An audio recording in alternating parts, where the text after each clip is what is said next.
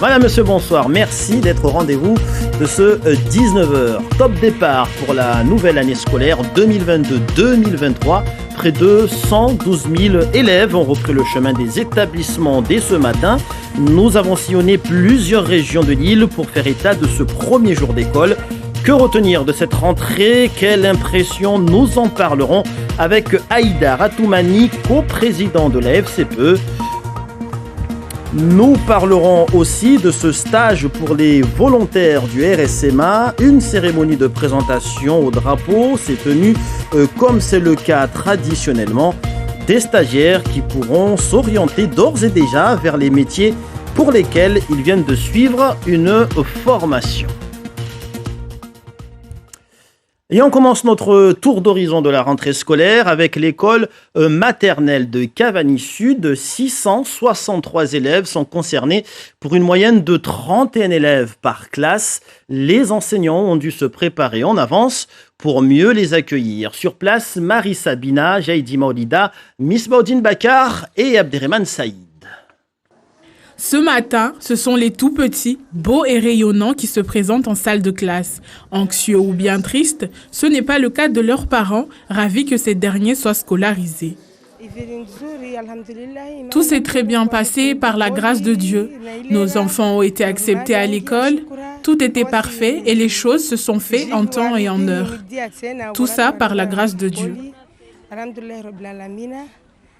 Si pour certains parents c'est un soulagement, pour d'autres, c'est le début d'un parcours du combattant. Moi, j'ai un enfant qui doit normalement être scolarisé ici.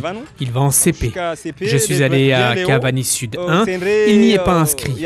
À l'issue de ça, on m'a dit d'emmener son extrait de naissance pour un contrôle. Peut-être s'agit-il d'une erreur. Mais là encore, rien. Du coup, je suis revenu voir la directrice pour avoir une solution à tout ça. Des émotions par milliers et des humeurs particulières. Ce n'est pas le cas de la directrice qui est déjà habituée à ce genre de situation avec les parents. C'est vrai qu'on a tendance à répéter parce que tous les parents souhaitent que leurs enfants soient scolarisés. Et malheureusement, on ne peut pas le faire. On ne peut pas scolariser tous les enfants ou ils sont scolarisés après la rentrée. Et pour faire entendre les parents que les enfants seront scolarisés, affectés après, ce n'est pas chose facile. Mais on arrive petit à petit à leur enfant, entendre raison. Et ils écoutent et ils reviennent, ils se calment et ils reviennent après dans le calme. Malgré quelques problèmes au niveau des scolarisations, l'école maternelle de Cavani Sud n'est heureusement pas concernée par les problèmes d'effectifs des enseignants et c'est d'ailleurs de ce côté de l'île que le recteur a débuté sa rentrée en compagnie du préfet Thierry Suquet et de Madame Fatima Msouali, la chargée de jeunesse de la mairie de Mamoudzou. Et les élèves du second degré ont eux aussi fait leur rentrée. Aujourd'hui, notre équipe s'est rendue au collège de Chiconi. Nous avons suivi la rentrée des classes des 6e ainsi qu'une nouvelle classe de seconde. Zora Abdou Café, Daniel Abdou. Ces élèves de 6e du collège de Chiconi se réjouissent de reprendre les cours après plusieurs semaines de vacances. C'est bien les vacances, mais bon, c'est aussi bien l'école. Surtout que là, on va au collège, donc c'est un peu mieux. Je suis très contente de venir dans cette école parce que, en plus, j'avais hâte d'être en 6e. C'est première. Une classe de seconde vient d'ouvrir dans le collège. Les premiers élèves avaient hâte de commencer les cours pour réaliser leur métier de rêve. Je suis contente parce que pendant les vacances, je faisais rien. Je suis contente de retourner à l'école pour apprendre de nouveaux trucs. Des nouvelles choses pour que plus tard ça me serve à quelque chose. Mon objectif c'est de devenir journaliste. Je vais tout faire pour que j'obtienne mon rêve de faire l'assistance maintenance pour que je puisse l'obtenir. Pour cette rentrée scolaire 2022-2023, le rectorat met en place le plan Dire, lire et écrire dont l'objectif est d'accompagner tous les élèves vers la réussite, peu importe leur niveau scolaire. Ce matin, j'ai assisté aux tests que les élèves passent et qui ensuite vont être répartis en groupes de besoins puisque notre priorité, encore plus à cette rentrée qu'aux autres rentrées, c'est de traiter les difficultés sur l'apprentissage du français les difficultés pour les élèves qui en ont, et puis en parallèle de faire monter en puissance les élèves qui ont moins de difficultés ou qui n'en ont pas du tout, et de les amener vers des concours d'éloquence, de travailler là aussi sur les filières d'excellence et valoriser tous les talents. Le collège de Chiconi accueillera les autres élèves d'autres classes dans les prochains jours. Une rentrée qui ne s'est pas passée comme prévu dans la commune de Bweni, dans le sud. À Hanyondrou, les serrures de la maternelle et de l'école élémentaire ont été vandalisées. Un acte de sabotage qui visait à boycotter la rentrée scolaire dans ces deux écoles. Une centaine d'élèves a ainsi été privée du retour des classes dans cette localité. Un acte dénoncé par le recteur de Mayotte. La gendarmerie a été saisie dans l'attente d'identification des auteurs de ce sabotage. Écoutons deux parents d'élèves. Ils sont au micro de Daniel Abdou. Toutes les serrures ont été bloquées par de la colle, des cailloux ou quoi. On ne sait pas trop pourquoi, même s'il y a des bruits qui courent. Et c'est très dommage pour les enfants parce qu'au final, ils ne font pas leur rentrée. Tout le monde est déçu et je trouve que c'est un peu lâche en tout cas de s'en prendre à la rentrée des gamins. Tous les parents étaient là devant l'école à ne pas savoir s'il y avait rentrée ou pas.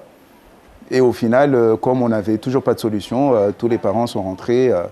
Donc on n'a pas pu faire notre rentrée aujourd'hui pour les enfants qui très déçus parce qu'ils se sont préparés pour ça. Et malheureusement, pour des histoires actuellement qu'on ne connaît pas, mais en tout cas qui font que l'école a été sabotée au niveau des serrures et que les enfants n'ont pas pu faire leur rentrée. Autre lieu où la rentrée a connu un couac, à Bandrabois, à l'école élémentaire Rafion Madinda. Les parents d'élèves dénoncent l'état d'insalubrité de l'établissement, un nouveau préau et quelques aménagements dont les salles de classe sont en cours. Et compte tenu de l'état de ces travaux, les parents d'élèves n'ont eu d'autre choix que de ramener leurs enfants à la maison. Le top départ est donc lancé pour cette nouvelle année scolaire 2022-2023.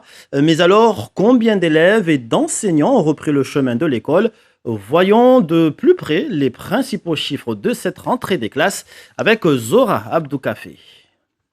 En ce premier jour de rentrée scolaire, c'est 112 065 élèves qui ont repris le chemin de l'école, et ce, dès 7 heures ce matin. À titre de comparaison, c'est plus que l'année dernière qui comptabilise 106 648 élèves. Dans les détails, cette année, il y a eu 61 079 élèves pour le premier degré, c'est plus 3 766 élèves supplémentaires. Dans le second degré, il y a 50 986 élèves, c'est plus 1473 élèves supplémentaires. Pour éduquer ces élèves, le rectorat a embauché 7 200 enseignants, dont 327 néo-professeurs. À cela s'ajoutent des postes administratifs en établissement, plus 2, un renfort de la vie scolaire, 10 CPE, 15 AED, des postes d'infirmiers et d'assistants sociaux au nombre de 5. Selon le rectorat, tous les postes sont pourvus dans le premier degré. Il reste environ 3% de postes encore non pourvus dans le second degré, mais les recrutements se poursuivent. Et pour parler de cette rentrée scolaire, nous recevons Aïda Ratoumani, co-président de la FCPE. Bonsoir. Bonsoir Papineau, bonsoir les Mahorais. Alors, est-ce qu'on peut dire que cette rentrée des classes aujourd'hui est une réussite ? En tout cas, la FCPE voulait que cette rentrée soit apaisante, qu'il n'y ait pas trop de troubles, manque de peau, puisque à Hanyondrou, on a empêché nos enfants de faire leur rentrée, et puis à Bandrabois, beaucoup de gamins n'ont pas pu faire leur rentrée. C'est dommage. Voilà. D'accord. Alors, selon vous, est-ce qu'il y a quelque chose quand même de positif aujourd'hui ? Qu'est-ce que vous relevez de particulièrement favorable, en tout cas, pour les élèves et les enseignants aujourd'hui ? Ce que je relève de favorable, c'est que les enfants ont pu retrouver les bancs d'école et que on a une rentrée où il n'y a pas trop de tension, mais quoi qu'il en soit, on reste vigilant parce que tout simplement, le recteur vient bien de le dire, au niveau du premier degré, il n'y a pas trop de soucis, mais on sait pertinemment qu'au niveau du second degré, il y a pas mal d'enseignants qui manquent, mais bon, on va suivre de près, notamment les 2 premières semaines, parce que c'est là où il y a beaucoup plus d'attention. On sait que beaucoup d'enseignants ne sont pas encore rentrés.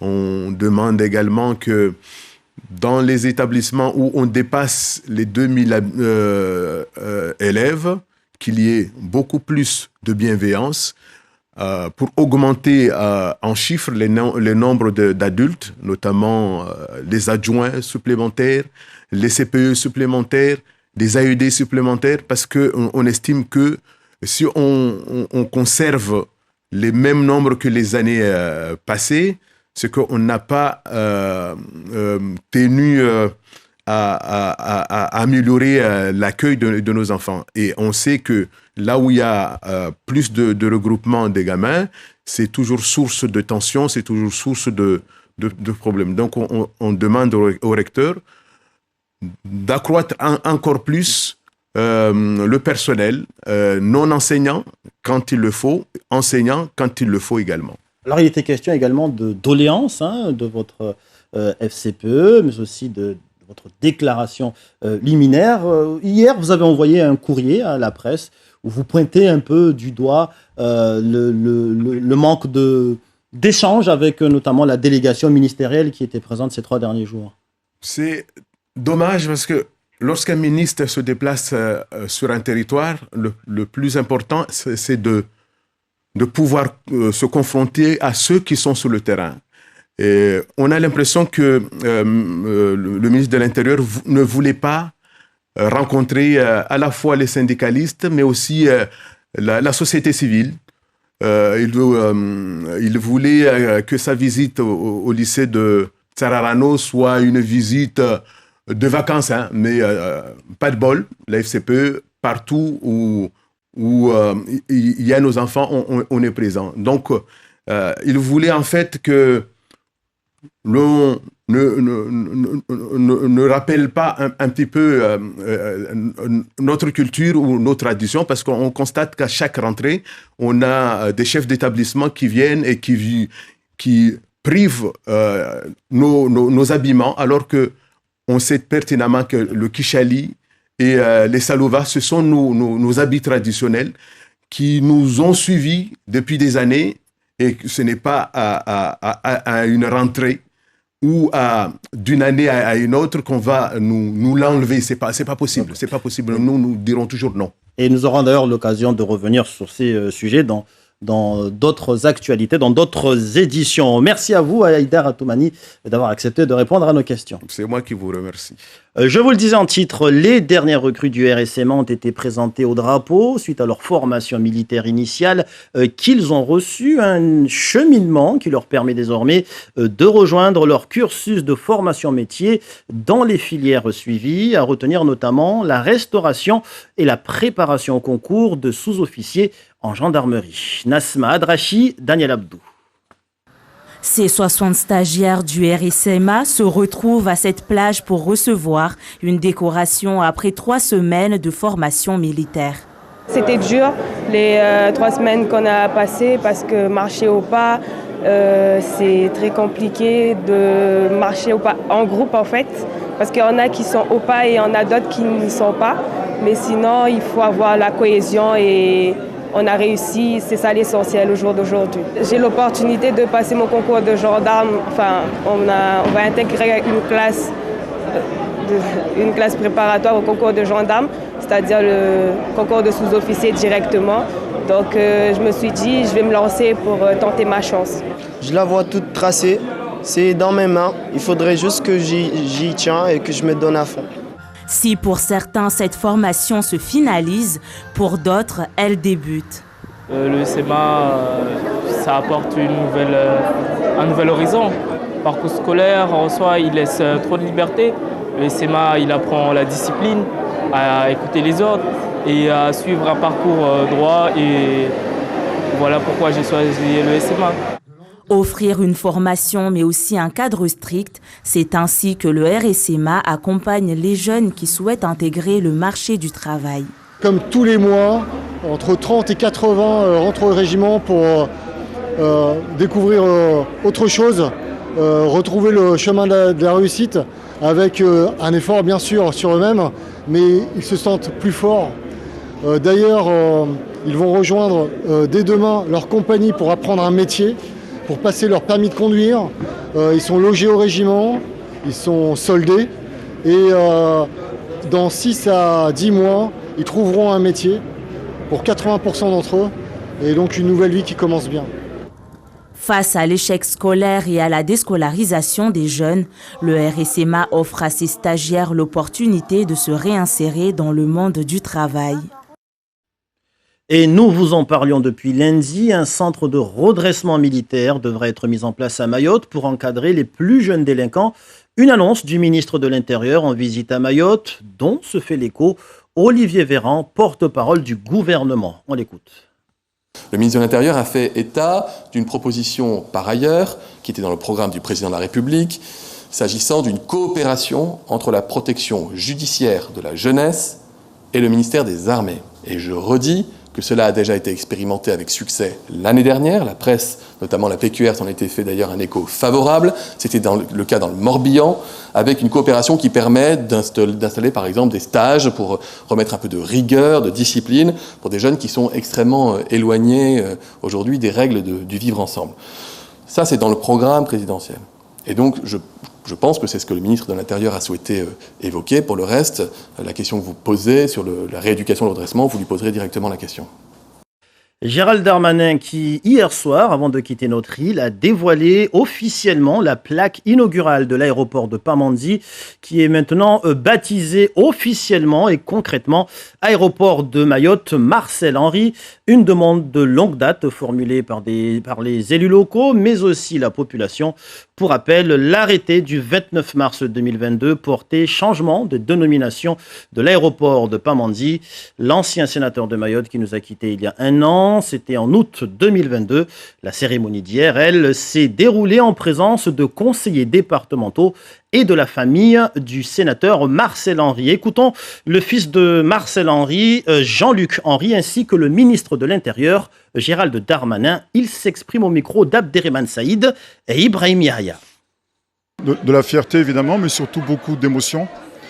Surtout qu'il le savait de son vivant lors du premier vote des élus. Donc beaucoup d'émotion et de reconnaissance à Mayotte pour cette marque de reconnaissance pour son action. Cette demande n'avait pas été exprimée par la famille ou par lui-même et nous avions été évidemment très honorés quand les élus avaient à l'unanimité fait cette demande.